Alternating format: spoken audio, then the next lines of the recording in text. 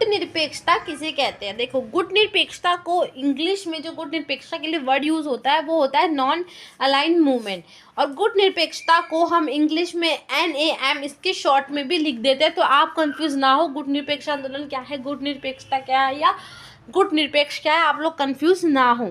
गुट निरपेक्षता का मतलब होता है कि किसी भी गुट में शामिल ना होना। समझ आ गई गुट निरपेक्षता का क्या मतलब होता है? तो थोड़ा बात करते हैं कि गुट निरपेक्षता आया कहाँ से है, क्या है। देखो, जैसे ही दूसरा विश्व युद्ध खत्म हुआ उसके बाद अमेरिका और सोवियत संघ था वो बहुत बड़ी महाशक्ति बन गए। मतलब वो दोनों इतने ज़्यादा ताकतवर थे कि उन्होंने सभी देशों के आगे एक ही रास्ता छोड़ा, या तो आप लोग अमेरिका में जुड़ जाओ या तो फिर आप सोवियत संघ में जुड़ जाओ।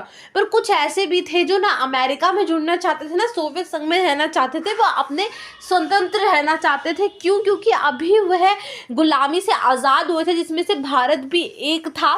तो वह लोग नहीं चाहते कि वो किसी भी गुट में शामिल हो, इसलिए उन्होंने गुट निरपेक्षता का जो है रास्ता अपनाया। यहाँ तक आपको समझ आ गया? क्योंकि वह बिल्कुल भी ऐसा नहीं चाहते थे कि ना वो अमेरिका में होना चाहते थे ना वो किसी के, क्योंकि पहले ही आपको पता है इतनी ज़्यादा गुलामी झेल चुके थे। तो इसके बाद तो कोई भी जो नए नए देश जो है अभी आज़ाद हुए थे वह अभी अपना जो है अंतर्राष्ट्रीय स्तर पर अपनी पहचान बना ही रहे थे। फिर अगर ऐसे भी वो किसी और देश के साथ जुड़ जाते तो वो एक तरीके से उनको उसकी बात माननी पड़ती। पर नहीं, वह ना अमेरिका में जुड़ना चाहते थे ना वह सोवियत संघ में जुड़ना चाहते, तो अपने अलग रहना चाहते थे। इसलिए उन्होंने क्या अपनाया? गुट निरपेक्षता का तरीका अपनाया।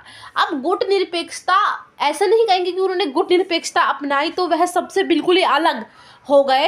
अलग तो वो हुए, पर वो अलग कैसे हुए, इसके लिए एक वर्ड यूज होता है तटस्थ। तटस्थ का मतलब होता है कि वह उनके गुटों में तो शामिल नहीं होंगे, पर लेकिन हाँ, कोई अगर खतरे वाली बात होगी या फिर कोई महामारी की बात होगी तो वह सबके साथ पूरा सहयोग जो है वह करेंगे। यहाँ तक समझ आ गया? अब आगे चलते हैं कि गुट निरपेक्ष आंदोलन की स्थापना कब हुई। तो सन 1956 में यूगोस्लाविया के जोसेफ ब्रोज टीटो और भारत के जवाहरलाल नेहरू और मिस्र के गमाल अब्दुल नासिर ने एक सफल बैठक की, जिससे गुट निरपेक्ष आंदोलन की क्या थी, नींव पड़ी। कब? 1956 में। यहाँ तक समझ आ गया? अब आगे चलते हैं कि गुट निरपेक्ष आंदोलन के आखिर उद्देश्य क्या है। देखो, शीत युद्ध की राजनीति को खत्म करना था। आपको पता है सोवियत संघ और अमेरिका के बीच में शीत युद्ध चला।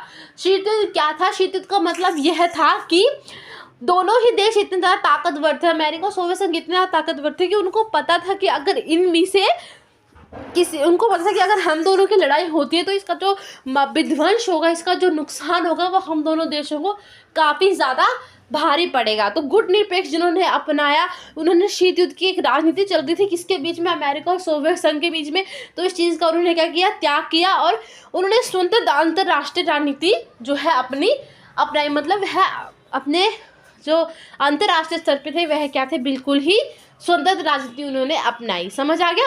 सैनिक गठबंधनों से दूरी बनाना, उन्होंने अमेरिका से भी दूरी बनाई, उन्होंने सोवियत संघ से भी दूरी बनाई कि हम ना आप दोनों में शामिल होंगे, ना हमें आपके उससे कोई गुट वाले मामलों से कोई मतलब है। यहाँ तक समझा?